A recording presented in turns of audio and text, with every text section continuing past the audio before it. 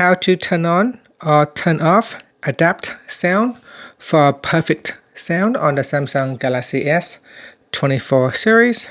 First, tap on the home button to go back to the home screen. And from the home screen, swipe down at the top, then tap on the settings icon.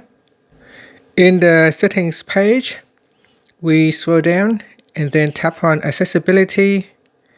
After that, tap on hearing enhancements. Then we scroll down and tap on adapt sound. Now tap on the toggle button to turn it on or switch it off. You can also tap on the left hand side panel to customize adapt sound.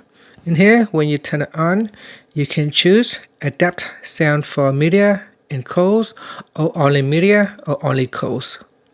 You can also choose a sound profile, under 30 years old, 30 to 60 years old, over 60 years old, or you can add personalized sounds profile. And that's it. After that, tap on the back key or tap on the home button to go back to the home screen. Thank you for watching this video. Please like and subscribe to my channel for more videos.